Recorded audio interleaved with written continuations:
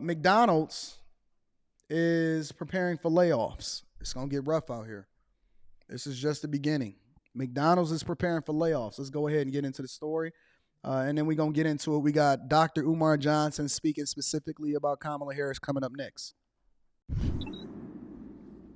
McDonald's reportedly planning a restructuring. The fast food giant closed all its U.S. offices temporarily this week in preparation for incoming layoffs. And that's according to a report from the Wall Street Journal. Yahoo Finance's Brooke DePalma, she has the latest. Good morning, Jared. Well, certainly some disappointing news coming out of McDonald's this morning. Wall Street not reacting too much in opening. Shares mostly flat here, but that's right. The burger chain is reportedly planning to lay off both U.S. and international employees this week. In an internal memo obtained by Wall Street Journal, the company said employees should work from home Monday to Wednesday of this week while they deliver those staff change-ups and layoffs virtually. Now, the decision. Now, first of all, I got to appreciate you, Ash, and everybody that contributes to the platform. I will be reading Super Chat shortly. I'm highlighting all of them. I never forget one. Sometimes I make a mistake, but excuse me for making a mistake, but I never forget one. Shout out to Life 11. I appreciate you. A lot of people don't realize, first let's mind it out this way, right? Because a lot of y'all, when y'all think of these places, when you think of Walmart, when you think of McDonald's, when you think of Burger King, when you think of whatever your favorite place is, you think of fries, burgers, shake, McDonald's machine never working, franchisees. I think of Ray Kroc when I think of McDonald's specifically. And a lot of these things come into our minds, right? One thing that I have a conversation with in a Patreon with a lot of people is that there's a lot of opportunity working for these organizations, specifically on the corporate side. And you don't hear a lot about the corporate side, even though that's where the majority of the innovation, and they're willing to pay a lot of money as a result of it. One of the paths that I took in my life was I had got an offer after the University of Michigan to work at Google, and then I also got an opportunity to work at Comerica Bank, right? Now, Comerica Bank is a legacy company. A legacy company specifically is a company that has been around for an extraordinary amount of time that may be looking to innovate some of the things and the technologies that they have within that organization because they realize that they have to do so in order for them to survive in this new age, right? You got to create applications. You got to, be able to move certain things over into the cloud. We got to go through user experience and better to understand exactly what your customers want, whether that be at the ATMs or you going into the branch. How many branches should you have? Should you have virtual branches? Do you have to build out an organization or a tech team in order to ensure that you become successful? That's based off of what it is that they do at Google. So I went out to Mountain View, California, and I quickly realized that the offer was less than stellar. It wasn't that it wasn't more money, but there was less upside as far as opportunity, and more importantly, the cost of living offset whatever it was that I was being offered at Comerica Bank, in which I would only have to travel back and forth to Dallas occasionally, but more importantly, it was where I didn't have to uproot my family. And so I made a strategic decision that allowed for me to be able to go up in corporate America a lot quicker and make way more money because I was able to negotiate my salary differently as far as it being incentive laden based off of my performance instead of just going with whatever the big name is. I've done shows in the past years ago where I've highlighted the different pay packages that places like Walmart corporate and things like that are offering to employees in order to entice them to come and work for them instead of going over there and working for the big tech companies like Uber, Tesla, Google, Apple, and so on and so forth. And so you can make a lot more money by improving your skill set. And the reason why I always say, regardless of how many layoffs is happening over at Google or whatever, so on and so forth, or in Amazon, you having that skill set will enable you to always be able to be in a position to make money, as well as continue to make money long-term over in organizations that you may not necessarily even considered, because the only thing that you thought of when you first started that company was fries, burgers, shakes. You wasn't really understanding exactly how they do things at Hamburger University over there in Illinois. You wasn't taking into consideration possibly working for corporate. And there's a lot of opportunities that are available. And so when you see this, when McDonald's says, yes, we're shutting down offices in order to prepare for layoffs, it's unexpected and you just really never thought of it because you never considered how many employees that McDonald's has worldwide that's not necessarily tied to the franchise themselves. A lot of people are not even really familiar with how these corporations make money. Y'all not familiar with how McDonald's make money. you don't know what percentage of sales and gross revenue goes back into the company, and then what percentage of that is dedicated to advertising, and then whatever it is that they paying their sponsors or all of that type of stuff. A lot of people are just so in the dark about how money works, how money is moved around, how it is that they've managed to be able to be successful and have the second highest grossing sales behind Chick-fil-A, even where it is that they design. It's a whole team that's dedicated for the user experience and designing their drive-through process in order to more efficiently get cars in and out, which then benefited them during the pandemic. But let me continue. To lay off those employees virtually. Part of that reason was due to this being a lot of people say that McDonald's makes money off of real estate. No, McDonald's holds real estate, which allows for them to ensure that their franchisees is not fucking up some like Subway. You go into a Subway, they're in there selling burgers and shit because the franchisee don't give a fuck and they just trying to sell as many licenses as they can. McDonald's does not make money off of the real estate. McDonald's owns the real estate, which is what they then lease to the franchisee. But McDonald's also makes money off of the gross sales. They force you to give a percentage of your gross sales back into the company, and then they also are the ones that give you the products. They selling you the products that you then go over there and sell to your customers. So it's a lot of different ways in which McDonald's makes money, but they don't necessarily make money off of the real estate themselves. McDonald's owns some of the most valuable real estate in the United States of America.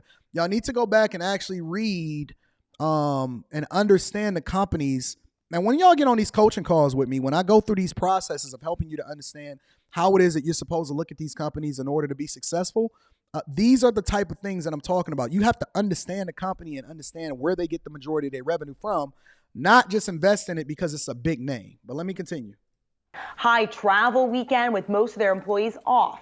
Now, employees who will be out of the office, who will not have access to their computers, were actually encouraged and asked to provide personal contact information in which they will be contacted if, in fact, they are impacted. Now, with this, the company also reportedly told employees to cancel all in-person meetings with vendors and outside parties at its headquarters.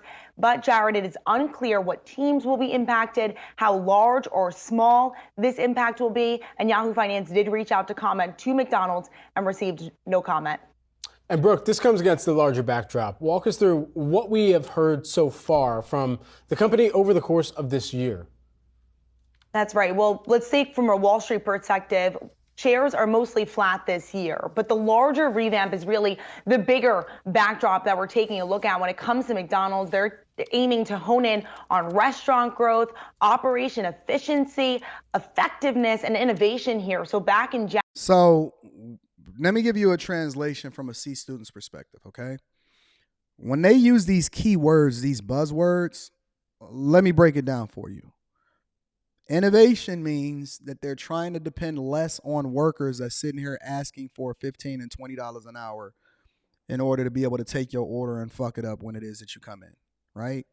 They're looking to have and develop and use more technology and machines in order to have predictive learning of what it is that you're going to order before you order it. They're testing new technologies. They're also looking to improve efficiency as far as adding more value into their franchisees, which means that they're spending more money on the technology side and they're moving away from the things that they used to do from a legacy perspective. So, for example, they have McDonald's test locations where there's not even a person in the location outside of the people that oversee what's happening in the cook area, in which you can order your stuff and you never literally have to deal with a person. If you go into a McDonald's today, right? Most of the people don't even go up to the counter, but when they order, they're training people to order different things and go through the process through their applications, right? You can order on your app and then get there and then get your order without even really ever dealing with a person. They're training people to go in and manage through the kiosks in order to do so. And so they're leveraging technology to phase out all of the problem and the issues, which is one of the reasons why I keep telling y'all that even the base jobs in which used to be for people that were getting out of high school or summer jobs and stuff like that, those are all going away. It's all going away. And so all this comes back down to is that it doesn't matter how much you protest. You protesting, and this is what I keep trying to tell black people, You protesting gives them better insight into what it is that they need to focus on from an innovation perspective so that they don't have to deal with you going forward. When you sit there and say every company should be able to pay a worker a livable wage or they shouldn't be in business, they say, okay, well, we're going to minimize the amount of workers that we depend on, and then we're going to give a couple different people jobs in order for them to be able to manage certain things, and they're going to get a livable wage. And whereas it took you 20 people to do one thing, now it's going to take you 3. And so they're continuing to cut costs, raise prices. Hopefully they raise quality as a result of it because these are the intentions of the company. And then they're going to do a mass layoff that then removes more jobs, which then trickle down into the economy. And then it hollows out the middle class because they need less of you to do more of what it is that they need to do, which is sell more burgers, focus on frontline growth, innovation, tech, all of those things. That's basically what's happening, okay? January, the company announced accelerating the Read the Arches Super Chat 2.0. shortly. That's sort of a revamp, a second innovation of their accelerating the Arches 1.0. In addition to that, as part of it, they added a fourth D, that fourth D driving restaurant growth, and they also announced accelerating the organization ATO. Now, as part of that, CEO Chris Kempczinski sent out a memo back in January saying, quote, as part of this work, we will evaluate roles and staffing levels in parts of the organization, and there will be difficult discussions and decisions ahead. We expect to finalize and begin to communicate key decisions by April 3rd. Now that brings us to today. The memo later on went to say that the company is divided in silos with a center segments and markets. And that approach is what they say outdated and self-limiting. Now this comes as that restaurant growth background is a large plan for 2023. The company plans to open 1,900 restaurants and new locations, that is, this year. 400 will be in the U.S., Canada, Australia, and Europe, 900 in China, that is. So certainly betting big there. The company also tapped the Chipotle exec who was coined with innovation and growth at the company. So certainly bringing that here. And in terms of a larger macroeconomic backdrop, Chris Kempczinski said on the call that lower income consumers are trading down, spending less at their stores. Which means that they have to increase efficiency so that they can get the prices down in order to account for inflation, because the cost of being able to buy food is skyrocketing, and the cost of materials, farming, the whole 9 yards, which they're basically trying to control everything that goes into, making that burger and getting it out to the consumer. So from the customer service to the farming to the ingredients to what it is that they pay the farmers, whether or not they own the farms, whether or not they can develop menus, healthier menus. How can they reuse certain ingredients in order to make other stuff so that they can control costs? Because the more that they make one particular thing, the more you drive out the cost. Innovation is always going to be key, right? You're never going to protest your way to the top. You're never going to bully somebody into giving up their profits in order to ensure that you feel better about whether or not you can feed your family. What I'm telling you is that it's going to continue to get worse before it gets better. They don't start rehiring employees. If you want to pay attention to what innovation is, study Ford Motor Company all the way from the 50s and the 60s up until now. Look at how many people it took to make a car versus where the high-paying jobs are now. The high-paying jobs are in maintenance, electricians, robotics, software engineering. Within those organizations, Ford Motor Company is spending over $1 billion in order to refurbish the train station that's right up the street from here on Michigan Avenue in order to make it an oasis so that they can have their software engineering teams and their innovation teams spending more time within that collaborating versus the manufacturing process. The manufacturing process will continue to be streamlined. There will be less and less workers in order for you to be able to do the same jobs. And you're not going to be able to just come out of high school and get a regular job anymore.